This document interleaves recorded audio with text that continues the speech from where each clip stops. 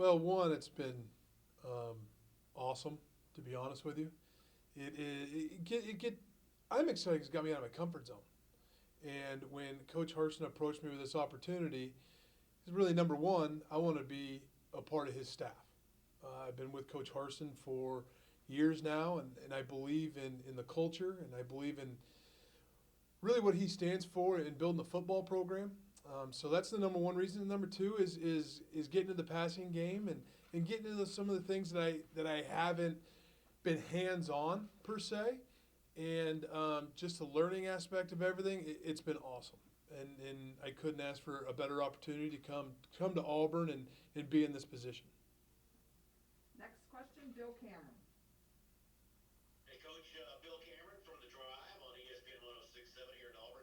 You've got one of the deeper rooms, really, of most of the positions. Just talk about your thoughts going in.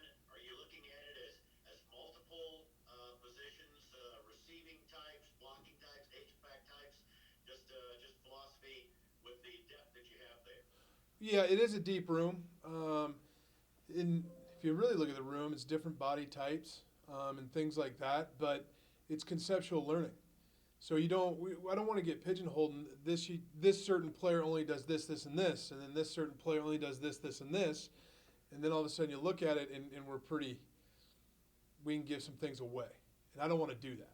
So it's conceptual learning, especially as a new staff coming in and not working with the kids and seeing different routes and things like that, where have them all do it. Now we can get a clean, crisp idea of what every player can do, and then we can start building it from there. And it is a deep room. We know there's been John Samuels played a lot of football here at Auburn. And Luke Deal's been superb.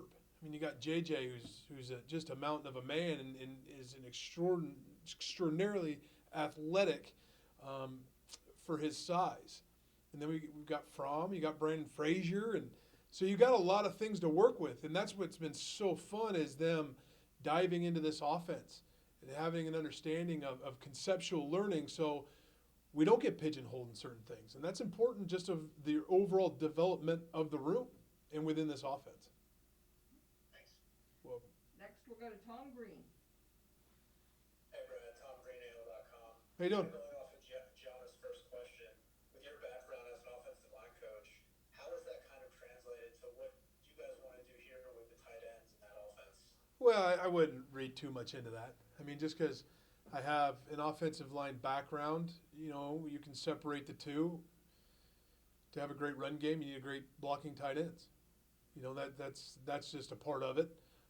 And then just the route aspect of everything.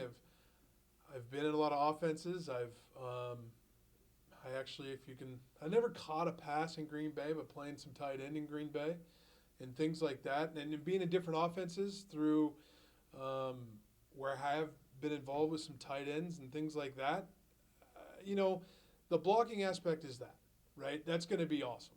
But in the route concepts, what I really had to study in that regard is, Coach Harson started his first coaching job full time as a tight ends coach. So I have a great resource with him.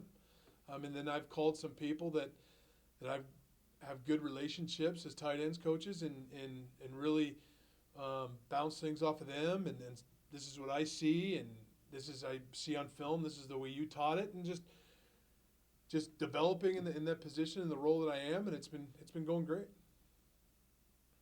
Next, we'll go to Jason Caldwell. Brad, Jason Caldwell, inside Auburn Tigers 247. Hi, Jason. Seeing you on the field and hearing feedback, you were talking about your energy that you bring to the field every day. Is that just personality? Is it a combination of that, or any coaches that kind of gave you that mindset and the way to approach the game? Well, number one, this is a phenomenal game. And for me to sit on the field and just stare and say, hey, that's a good job right there. I feel like I'm a history teacher. Nothing against history teachers. But this is a game built off of energy, built off of just flat out want to go beat the people in front of you. And I've never been a guy that's just going to sit there and not run around. And I'm not. That's all I am is energy and positive. You don't need to browbeat anybody these days. It's not the way kids are going to react. This needs to be positive energy and correcting the bad and really focusing on the good. You know, that's the one thing that I pride myself on is I am going to run around and I am going to have a lot of energy and develop that energy. And if that can bleed through the room, then all of a sudden now everybody's got it and look out. And I just think that's something that's so great about football is it's built off of emotion and energy. And if you got to harness that emotion and harness that energy, we're in great shape. You know, it's got to be developed in the right way and things like that. But I just think that's a part of this game. Let's go to Jordan Hill. Hey Brad, Jordan Hill, the Oklahoma Auburn News. I wanted to ask about JJ. We've seen him make some plays in the open practices we've gotten to see, and Coach Harsin has talked about he could be a guy that is, makes plays in all three phases of the game. Just what are your early impressions of JJ and what he can bring to this team? Well, he's extremely strong. Very quick twitch. We all know about his size, but I mean, you're putting all three of those together. He's got explosiveness, he's got size, he's got speed, he's got short area quickness, he's got great hands. Just those three things with him just doesn't happen very often. And so the other thing is he works at it. He works extremely hard. He's studying, he's lifting, he's doing great in the classroom. Just all those things are really coming together for JJ, and it's really fun to watch, and it's fun for young men like that, and he's not the only one to really buy into what we're doing here and continue to develop that. And, you know, JJ can develop as a good leader on this football team if he continues to do things the right way. Question from Brian Matthews. Hi, Brad. Brian Matthews, AuburnSports.com with Rivals. Wanted to ask you about Brandon Frazier. What have you seen of him so far? And I think he's coming back from a little bit of an injury. How's he looked as far as that goes? Yeah, he's, the whole COVID thing and things like that, and he had some other things, is when you look at him and see how big and long he is, and he's just getting more developed, you kind of look at him and go, boy, what year is that kid? And he's young. And so that's so exciting about it. And like I said, his length with his catch radius is getting stronger. And then just his overall physicality is really showing up. And he's another one that I think down the road can develop as a good leader within that room. And just development with him is going to be key. You know, and he's doing a great job now, but like I said, you look at him, you're like, wow. I mean, he looks like he should be older than he is. And so now it's just development and getting in those habits of the studying and things like that. And he's doing a great job. He can be a really good one. Yep. Okay, we've got time. We've got 3 more in the queue, so we'll finish off with those. Let's go to Mark Murphy. Yeah, Mark Murphy from Inside the Auburn Tigers and 24/7 Sports. Could you talk about the tight end in this offense? From what I've seen, Mike Bobo used tight ends a pretty good bit. So did Coach Harsin. How important is it going to be in Auburn's offense in 2021? Oh, I think it's going to be important. I do. I mean, I think the one thing that we've not walked in, but we've come into a situation in that room, which I mentioned really, is depth. And depth within different roles, what guys can do and develop in those roles and things like that. But if you really look at Coach Bobo and his offenses and Coach Harsin at what we did at Boise State and things like that, tight end's a big role in this offense. And, you know, that's something that's going to be developed, and you're seeing it more and more and more at practice. And, you know, more the better, in my opinion. But it's going to be a very important role as we go through and really rebuild the future of this program. Thanks. Okay, question from Philip Marshall.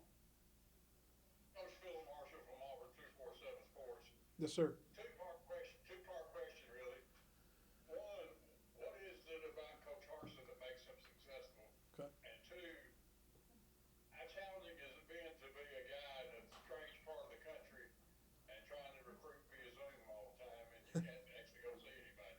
Well, I'll answer part one with Coach Harsin's success is, I would say a couple of things with Coach Harsin's success is that he's been around great people.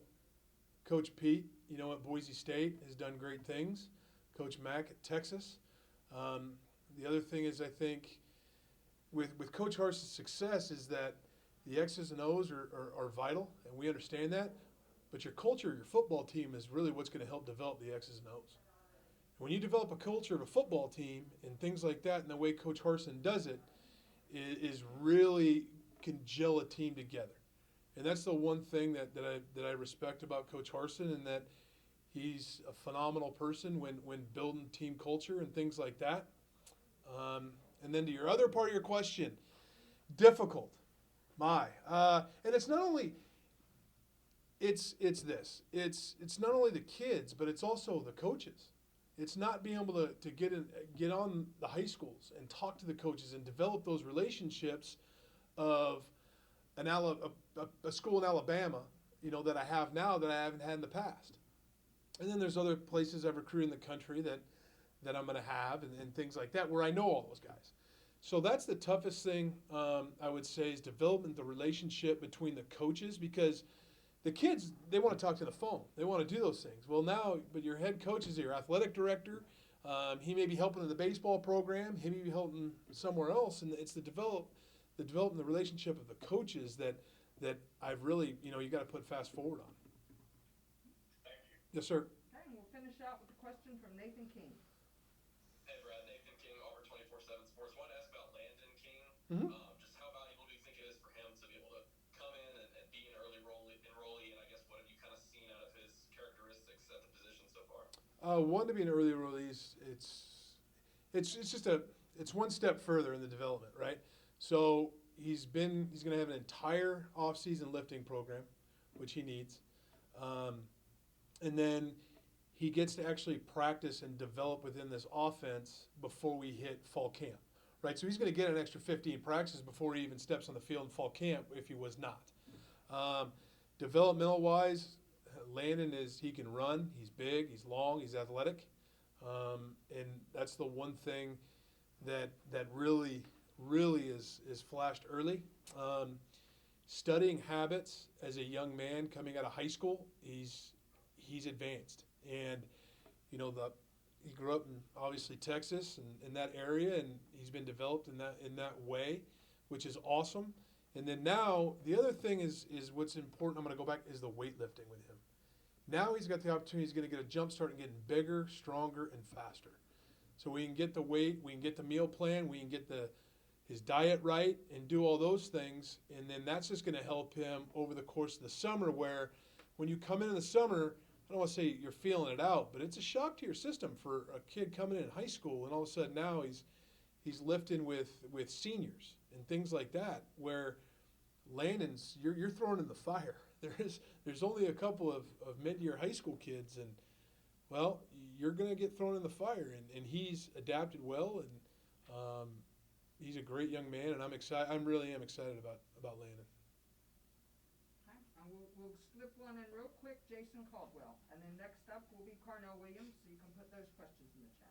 That's who you want to talk to. Brad, we haven't seen much of Fromm in 2 years. So he had an injury coming out of high school. What have you guys seen out of him early in this spring that's kind of throwing him into the mix? I know he's got a background as a pass catcher, but what have you seen out of him? Yeah, well, number one, he's done a phenomenal job in the weight room. Coach Pitt and those guys did a phenomenal job in the weight room of developing his body, developing that armor to get ready. And they did say that. I've seen all that, but what's really impressed me is he likes to stick his face in there and block just as much as anything else. So that's when I go back in an earlier question about the depth in the room is Tyler's a great example of doing everything and making them do everything, see where their strengths are. And that's one thing about Tyler is he's throwing his face in there, and he's doing a great job there. Obviously, he can run, he can catch. Athletically, he's no question, right? But as he gets stronger, I think that confidence is growing to be in the run game. And now it's one more thing of just developing that room and developing him that has been very impressive. Coach, thank you very much. Thanks, guys. Have a good one.